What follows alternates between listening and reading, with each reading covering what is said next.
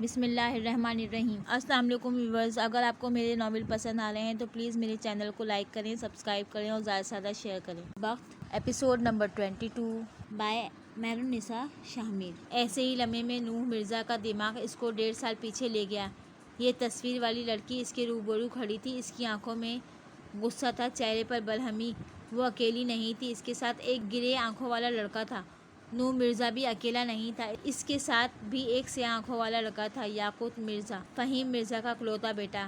وہ ہر وقت کسی نہ کسی مسئلے میں پھنس جاتا تھا، کسی نہ کسی سے لڑ کر آ جاتا تھا۔ اگر کسی ہفتے یہ دونوں کام نہ کرتا تو کسی لڑکی سے بریک اپ ہو جاتا۔ وہ لاؤبالی سا تھا، اس لیے زندگی کا مقصد بس لڑائی جھگڑا، لڑکیاں اور باپ کا پیسہ بیجا اڑاتا۔ نوح ہمہ وقت اس کا سایہ بنا رہتا تھا، جب وہ لڑ کر آتا تو نوح اس کو بچاتا، جب اس کا بریک اپ ہوتا تو نوح اس کو چیئر اپ کرتا، اگر ممکن ہو تو پیچ اپ بھی کروا دیتا۔ لیکن اب ایسا ایک بار ہی ہوا۔ ایلیٹ کلاس کی الٹرا ماڈرن لڑکیاں یاقوت کی بچکانہ غسیل اور لاؤبالی طبیعت کو زیادہ جھیل نہیں پاتی تھیں۔ مختصر یہ کہ نوح مرزا کا کزن کم باڈی گارڈ تھا۔ اس وقت بھی اپنی عادت سے مجبور مال میں کھڑی اس نے سیاہ آنکھوں والی لڑکی سے جھگڑا مول لیا تھا۔ یہ شرٹ پہلے میں نے لی تھی، تم نے اس کو میرے ہاتھ سے لیا ہے، اس لیے بہتر یہی ہوگا کہ اس کو واپس کر دو، وہ انگلی سے شرٹ کی طرف اشارہ کرتی بولی تھی۔ یاقوت گہرا مسکرایا تھا۔ میں تو تمہیں یہ شرٹ واپس نہیں کر رہا، اب بتاؤ کیا کر لو گی تم؟ بلکہ چلو لے ہی لو، ظاہر ہے تم نے یہ شرٹ پہلے لی تھی، اس پر تمہارا حق زیادہ ہوا نا؟ اچانک فیصلہ بدلا، شرافت سے بولا تھا۔ نوح نے اس کو غور سے دیکھا تھا، اسے پتا تھا یاقوت اب کچھ نہ کچھ ضرور کرے گا۔ وہ اس کو روک نہیں سکتا تھا، اسے اجازت نہیں تھی، وہ بس مسئلہ ہونے کے بعد اس کو فکس کرا سکتا تھا، اس کے حفاظتی اقدام کی اجازت نہیں تھی۔ گرے آنکھیں والے لڑکے نے بھی مشتبہ نظروں سے اس کو دیکھا تھا۔ یاقوت نے شرٹ حالے کے چہرے کے سامنے کی تھی۔ حالے نے شرٹ کو لینے کے لیے ہاتھ بڑھایا، جب یاقوت نے مسکراتے ہوئے اپنا ہاتھ حالے کے ہاتھ سے ٹچ کیا۔ حالے نے کرنٹ کھا کر ہاتھ پیچھے کیا، جبکہ ہارون نے ہتھیلی کا مکہ بنا کر سیدھا یاقوت کی ناک پر دے مارا تھا۔ اس کی ناک سے خون بہنے لگا۔ اسی وقت حالے نے جھک کر اپنی ویل والی سینڈل اتاری تھی اور یاقوت کے سر پر دے ماری تھی۔ یہ سب اتنا اچانک ہوا، نوح کچھ سمجھ ہی نہیں پایا۔ ہارون نے اس کو دوبارہ مارنے کے لیے آگے بڑھا تھا جب اس کے گارڈ نے اس کو پیچھے سے پکڑ لیا اور اس کو گھسیٹتے ہوئے دور لے کر جا رہے تھے۔ یاقوت ماربل کے فرش پر پڑا گالیاں بکتا جا رہا تھا۔ ہاؤ ڈیئر یو بچ! میں تمہیں چھوڑوں گا نہیں، لڑکیاں میری قربت کو ترستی ہیں اور تم نے مجھ پر ہاتھ اٹھایا۔ وہ منہ سے کف نکالتے چلا رہا تھا۔ ہارون نے خود کو اپنے گارڈ سے چھڑوایا تھا، ایک بار پھر اس کے اوپر جھپٹا۔ نوح کا دماغ تھوڑی دیر اور فلم کو چلنے دینا چاہتا تھا، لیکن فہیم مرزا کی آواز اس کو حال میں لے آئی۔ تم کیا جانتے ہو اس لڑکی کو؟ وہ نوح سے پوچھ رہے تھے۔ جی، یہ وہی لڑکی ہے جس کے بوائے فرینڈز نے یاقوت کو مارا تھا، آپ کو یاد ہے نا؟ وہ اس کے کان کے قریب جھک کر بولا تھا۔ فہیم کیسے بھول سکتے تھے؟ اس واقعے کے بعد یاقوت نے گھر میں ایک قیامت برپا کر دی تھی، یہاں تک کہ اس نے نوح پر ہاتھ بھی اٹھایا تھا۔ اس نے وہاں اس لڑکی کے بوائے فرینڈ کو کچھ کہا کیوں نہیں؟ خیر یہ ماضی تھا، ہمارے حال ہمارے پاس ہیں، اس سے بھی زیادہ بڑے مسئلے ہیں۔ مسز سلطان، ہمیں آپ کی یہ ڈیل منظور ہے،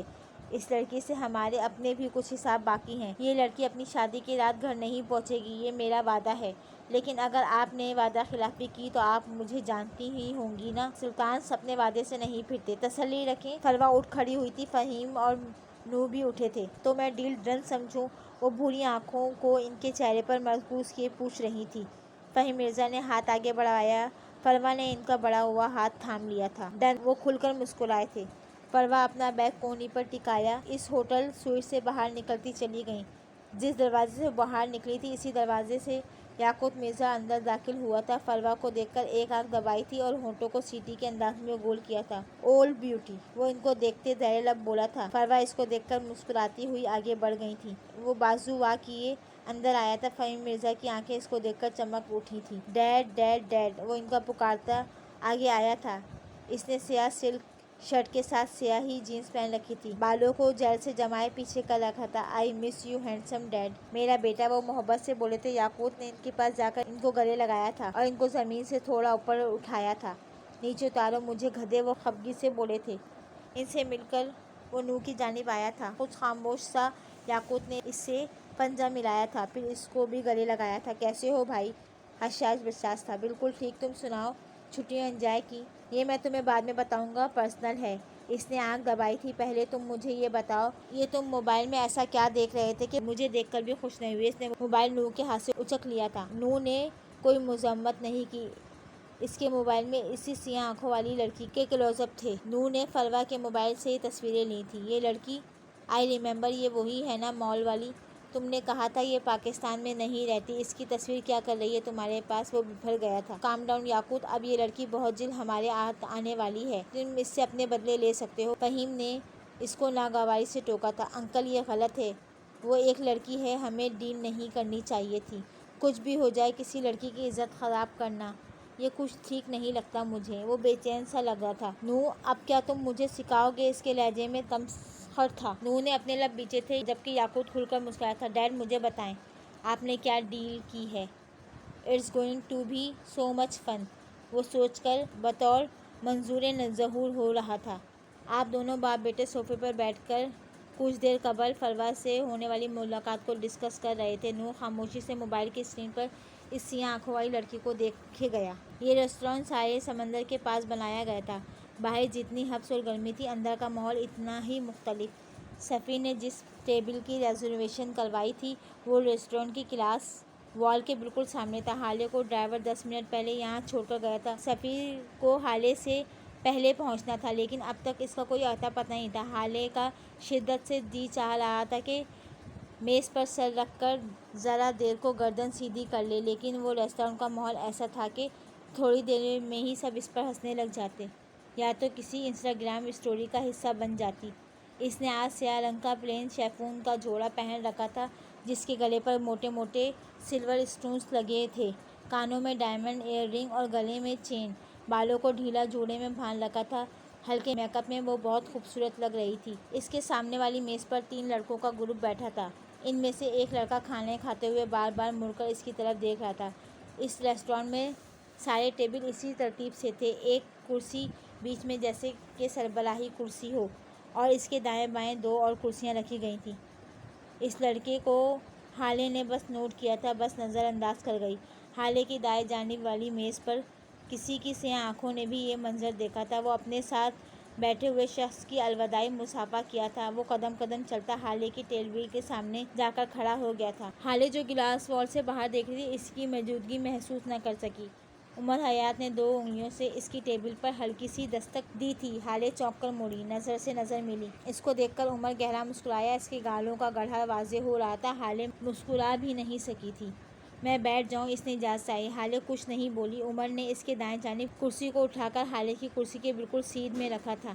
اب وہ اس کے سامنے بیٹھ گیا تھا۔ پیچھے کا منظر اس کے وجود کے سامنے چھپ سا گیا تھا۔ وہ لڑکا اب یہاں نہیں دیکھ سکتا تھا۔ میں نے تمہیں بیٹھنے کو نہیں کہا، وہ لوگوں کی موجودگی کو نوٹ کرتی دبی دبی آواز میں بولی تھی۔ عمر نے کندھے اچکائے تھے جیسے کہ مجھے ضرورت تھی، وہ بے نیازی سے بولا تھا۔ تم یہاں کیوں آئے ہو؟ دیکھو، تم سمجھو میری بات، ہم دونوں کا ملنا ٹھیک نہیں۔ اس رات کی بات اب تم بھول جاؤ۔ جو کچھ بھی ہوا بس ایک اتفاق تھا، تم اس بات کو سیریس ہی لے گئے ہو۔ اب میری بات سنو، تم ابھی کے ابھی اٹھو اور یہاں سے جاؤ۔ میں تمہیں اس بار نرمی سے سمجھا رہی ہوں، لیکن اگلی بار میں سختی سے پیش آؤں گی۔ تم مجھے ہراس کر رہے ہو، وہ برہمی سے بولتی چلی گئی۔ اس سارے وقت میں عمر نے ادھر ادھر نہیں دیکھا تھا۔ وہ بس اسی کو دیکھ رہا تھا، اسی کو سن رہا تھا۔ آپ کو ہراس نہیں، وہ براؤن شرٹ والا لڑکا کر رہا تھا جو اس وقت میرے پیچھے بیٹھا ہے۔ اس رات جو کچھ بھی ہوا میں نے اس کی بات نہیں کی۔ آپ پہلے خود اس بات کو اپنے ذہن سے نکال دیں، میرے دماغ سے باتیں نہیں نکلتی، وہ سنجیدگی سے کہہ رہا تھا۔ حالے کے چہرے پر ایک سایہ سا لہر تھا۔ تم مجھ سے کیا چاہتے ہو؟ عمر نے چند لمحے اس کو دیکھتا رہا۔ میں آپ سے شادی کرنا چاہتا ہوں۔ حالے کو لگا جیسے کسی نے اس کے سر پر دھماکہ کر دیا تھا۔ اس دن میں نے آپ سے کہا تھا اب میں جینا چاہتا ہوں، اس کا مطلب یہی تھا، میں آپ کو دیکھ کر جینا چاہتا ہوں، آپ کے ساتھ جینا چاہتا ہوں۔ اگر ایسا نہیں ہوا تو میں بس زندہ رہ سکتا ہوں لیکن جی نہیں سکتا۔ آپ کے بغیر زندگی گزر سکتی ہے، جی نہیں جا سکتی۔ وہ اس کو دیکھتے ہوئے نرمی سے کہہ رہا تھا۔ اس کا لہجہ کسی کو بھی پگھلا سکتا تھا، لیکن سامنے بھی حالے سلطان تھی۔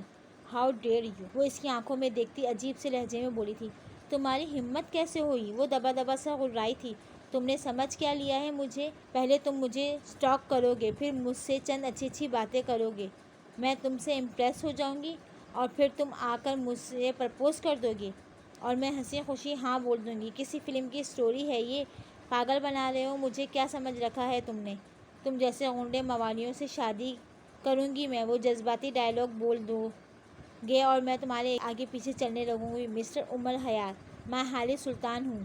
ایک دنیا ہے جس کو میری آرزو ہے، سب کی جھولی میں نہیں گرتی میں۔ وہ اس کے پاس لوگوں پر لعنت بھیجتے ہوئے بلند آواز میں بول رہی تھی۔ لوگ مڑ مڑ کر ان کو دیکھنے لگے۔ عمر نے اس کو افسوس سے دیکھا تھا۔ اچھا اچھا اچھا، مجھے لگا آپ میچور ہیں۔ خیر، وقت کے ساتھ ساتھ ہو جائیں گی، یہ کوئی اتنی بڑی بات نہیں۔ آپ نے جو ساری باتیں اتنا چیخ چیخ کر آدھے ریسٹورینٹ کو سنائی ہیں، وہی سب اگر آپ آرام سے بولتی تو میں سن لیتا اور سمجھ بھی لیتا۔ رہی بات جذباتی ڈائلاگ کی، تو مجھ سے زیادہ آپ بول چکی ہیں۔ میں کوئی غنڈہ موالی نہیں ہوں، الحمدللہ ایک ڈیسنٹ آدمی ہوں۔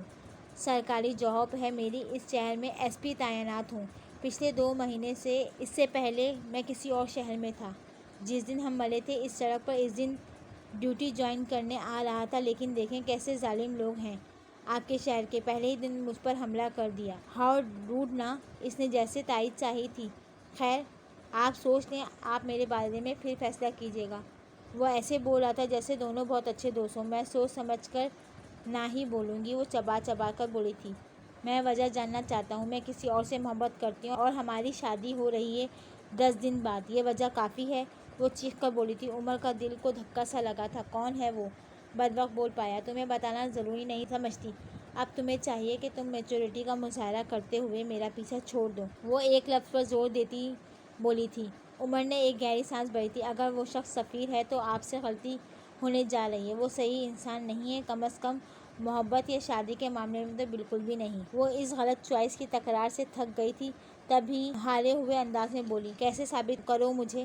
میز پہ آگے کو ہوا تھا، اس کی آنکھوں میں دیکھا اور بولنا شروع کیا۔ وہ کرپٹ ہے، آپ اسٹریٹ ہیں، سیدھی ہیں، وہ لالچی ہے، آپ بے غرض ہیں، آپ کو ہر بات میں فائدہ چاہیے ہوتا ہے۔ آپ مختلف ہیں، آپ آزاد پنچھی ہیں، جیسی ہیں آپ کام کر لیتی ہیں، فائدہ اور نقصان بعد میں سوچتی ہیں۔ خیر، یہ بھی کوئی اچھی عادت نہیں، لیکن آپ ایسی ہیں۔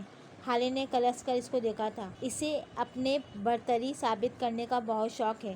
اسے ہر وقت اپنے ارد گرد ایسے لوگ چاہیے جو اس کی واہ واہ کریں، اس کو مانیں، اس کو سنے جائیں۔ وہ آپ سے محبت بھی نہیں کرتا، آپ سے متاثر ہے، اٹریکٹ ہے، حاصل کرنے کا خواہش مند ہے، لیکن بالکل محبت نہیں کرتا آپ سے۔ آپ سے محبت نہیں کرتا۔ ایسے لوگوں کو جج کرنے کی عادت ہے۔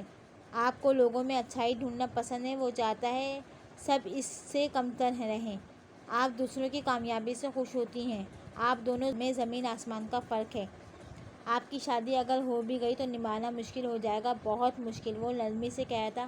حالے غور سے اس کو سنتی رہی۔ اس لیے نہیں کیونکہ میں ان کو پسند کرتی ہوں، بلکہ اس لیے کہ اب بہت دیر ہو چکی ہے، ہماری شادی فکس ہو چکی ہے، آدھے شہر کو یہ بات پتہ چل گئی ہے۔ میرا خاندان کوئی عام خاندان نہیں، میرا باپ جج ہے، میرے چچا، میرے کزنز شہر کے سب سے بڑے جانے مانے بزنس مین میں شمار ہوتے ہیں، میرے ماموں MNA ہیں۔ اس نے بولنا جاری رکھا۔ میں خود اس رشتے کو چانس دینا چاہتی ہوں۔ آگے جو کچھ بھی ہوگا دیکھا جائے گا، لیکن اس وقت میں اس پوزیشن میں نہیں ہوں اس کو انکار کر دوں۔ میں راضی ہوں، تیار ہوں، وہ میری چوائس ہے۔ اگر مجھے خسارہ بھی ہوا تو کم از کم کسی کو الزام نہیں دوں گی۔ اس کا لہجہ نارمل تھا۔ میں آپ سے پھر بھی یہی کہوں گا، سوچ لیں، ابھی شادی کچھ وقت کے لیے ملتوی کر دیں، خود کو وقت دیں، اس تعلق کو وقت دیں۔ بعد میں پچھتانے سے بہتر ہے آپ ابھی خود کو تیار کر لیں۔ آپ کا انتظار کروں گا۔ اس 10 دنوں میں ہر دن، ہر گھنٹہ، ہر منٹ آپ مجھے مل جائیں تو میرے لیے اس سے بڑی خوشی کوئی نہیں ہوگی۔ یاد رکھیے گا، اگر آپ پہ کوئی ایسا وقت آیا جب آپ کے راستے اپنے بھی آپ کا ساتھ نہیں دیں، تب بھی مجھے پکاریے گا، تب عمر حیات آپ کے ساتھ ہوگا۔ اس کے لہجے میں ایسا مان تھا، حالے کو یقین آنے لگا۔ نہیں، ابھی کہاں، میرے پاس ساتھ دینے کو بہت لوگ ہیں عمر، مجھے تمہاری ضرورت نہیں پڑے گی کبھی، اور تم میرا انتظار مت کرنا، کیونکہ حالے کے پاس تم سے زیادہ بہتر آپشن موجود ہیں، اور میں آج تمہارے پرپوزل کو نہ کہتی ہوں۔ وہ مسکراتے ہوئے بولی تھی۔ عمر بھی مسکرایا تھا۔ اسی وقت موبائل کے کیمرے نے اس منظر کو تصویر میں قید کر لیا۔ وہ کوئی نسوانی وجود تھا، اس کی آنکھیں بھوری تھیں۔ عمر اٹھ کھڑا ہوا تھا، اس نے تصویر کو سامنے سے آتے ہوئے دیکھ لیا تھا۔ میں آپ کا انتظار کروں گا، آپ کے پاس بہتر آپشن ہے تو بہتر آپشن چھوڑ جائیں، تب مجھے یاد کیجیے گا۔ وہ میز پر ہاتھ رکھتے ہوئے اس کے قریب جھکا تھا۔ میں آپ کے لیے بہترین ہوں۔ وہ مسکراتے ہوئے چلا گیا تھا۔ سفیر اس کا چہرہ نہیں دیکھ سکا تھا۔ وہ حالے کے قریب آیا، تب تک وہ جا چکا تھا۔ یہ کون تھا؟ اس کی پشت کو دیکھتے ہوئے پوچھا تھا۔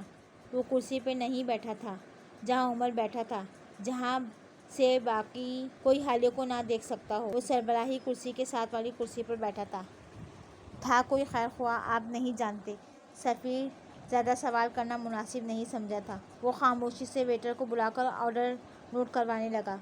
उमर जैसे ही रेस्टोरेंट से बाहर निकला, इसको नफीसा की कॉल मौसूल हुई थी। इसका चेहरा वो नहीं था जिसके साथ रेस्टोरेंट में बैठा हाले के साथ बातें कर रहा था। इसकी आंखें सोख थीं, वो डिस्टर्ब सा लगता था। इसने कॉल अटेंड कर ली थी। हेलो, इसकी आवाज़ बोझल थी। कैसे हो बेटे? इनकी आवाज़ बेताब थी। चंद लम्हे बाद कोई जवाब नहीं दिया। मैं ठीक हूँ अम्मा, बहुत देर बाद बोला था। इस लड़की ने मना कर दिया, उन्होंने बूझ लिया था। उमर को हैरत नहीं हुई, अब वो आदी हो गया था। जो बात भी मेराज सुल्तान को बताता वो नफीसा हयात तक लाजमी जाती थी। वो कहती है इसको किसी और से मोहब्बत है। वो बहुत देर बाद बोला था। वो कहती है या वाकई मोहब्बत है? उन्होंने लफ्ज़ों पर जोर दिया था। मुझे नहीं पता, वो आसमान को देखता बोल रहा था। तुम्हें पता नहीं या तुम जानना नहीं चाहते? अम्मा ना कहा है। इसने ना पे जोर दिया था। मैं किसी औरत के ना को समझता हूँ, लेकिन मेरा दिल पता नहीं क्यों बैठा जा रहा है। बहुत बुरा लग रहा है। ऐसा लग रहा है जैसे दिल में आग सी लगी हो। आप दुआ करें ना वो मुझे मिल जाए।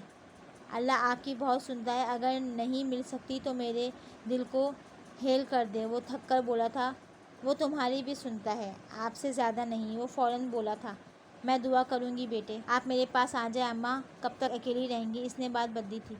तुम क्यों नहीं आ जाते? हम दोनों के हिस्से में हिजरत तुमने लिखा है उमर, वापस तुम्हें आना होगा। तुमने जाते वक्त कहा था मैं ज़िद्दी औरत हूँ। अब तुम मेरी ज़िद देखो। मैं वहाँ नहीं आऊँगी, वो आम से लहजे में कह रही थी। उमर सामने देखते हुए बोला था। वो ऐसे बोल रही थी जैसे उमर का दिल कट कर रह गया। उमर, अगर 10 सदियाँ भी हो जाएं तब भी मैं यहाँ से नहीं जाऊँगी, लेकिन अगर तुम खुद यहाँ आकर मुझे ले जाओ। नफीसा हयात दुनिया की आखिरी कोने में भी जाने को तैयार है। उमर ने कुछ कहे बगैर कॉल कर दी। वो नहीं जा सकता था, इसका नाक आड़े आता था। शाहिद विला में टेबल सजी थी। इनवा और अक़साम के खाने मेज़ पर चुन दिए गए थे। हारून शाहिद खा नहीं रहा था, बस प्लेट में चमचा घुमा रहा था। हारून, कुछ खा क्यों नहीं रहे हो? नवाल ने इसको टोका था। मैं कल जा रहा हूँ मम्मा। इसने प्लेट पर नज़रें झुकाए ऐलान किया था। कहाँ? शाहिद ने सवाल किया। पता नहीं, यहाँ से चला जाऊँगा बहुत दूर। 1 महीने तक वापस नहीं आऊँगा मैं। आप बंदोबस्त कर लें। पप्पा, तुम मुझे बता रहे हो या इजाज़त ले रहे हो? वो बरहमी से बोले थे। ना बता रहा हूँ ना इजाज़त मांग रहा हूँ, मैं आपसे इल्तिजा कर रहा हूँ। मुझे भेज दें, दूर, बहुत दूर, कम अज़ कम वहाँ जहाँ मुझे हाले याद ना आ सके, जहाँ मेरा दिल बेसुकून ना हो, जहाँ सफ़ीर ना हो। मेरे दिल को जलाता है पप्पा। मेरा दिल करता है मैं इसको शूट कर दूँ और फिर ख़ुद को। आपने मुझे नहीं भेजा तो मैं मर जाऊँगा या फिर सफ़ीर को मार दूँगा। इसकी आंखें जब से सुर्ख पड़ गई थी। क्या करोगे जाकर? क्या मिल जाएगा? जहाँ भी जाओगे दिल तो यहीं रहेगा ना। इसको निकाल कर फेंक जाओगे। अगर ये खुश नहीं तो तुम कहीं भी खुश नहीं रह सकते, चाहे तुम दुनिया के आखिरी कोने में ही क्यों ना चले जाओ। हारून, मेरी वाहिद औलाद हो तुम। मुझे जज करना छोड़ दो खुदा के लिए। वो आजिज़ आ गए थे। आप रस्तम को भी इस तरह मना करते? वो तल्खी से बोला था। आप मुझे इसलिए नहीं जाने दे रहे ना क्योंकि मैं अभी अकेले कहीं गया नहीं हूँ। ये 10-10 गार्ड के साथ घूमने वाला हारून शायद अकेला दुनिया घूमेगा। आप इस तस्वुर से भी डरते हैं? मुझे भेज दें पप्पा, वरना मैं पागल हो जाऊँगा। रुस्तम को खो चुके हैं आप दोनों, मुझे संभाल लें। इसकी कब्र बन गई, मेरी ना बनने दें। खुद पर और मुझ पर रहम करें, मुझे जाने दें। इसका लहजा ऐसा था कि नवाल और शाहिद का दिल कट रहा था। कल तक हो जाएगा बंदोबस्त। शाहिद खाने की मेज़ से उठते हुए बोले थे। इनका लहजा किसी भी जज्बात से आरी था। हारून ने सर मेज़ पर गिरा दिया था। ये सफ़र इसके लिए क्या कुछ छीन लेगा, इसको अंदाज़ा नहीं था।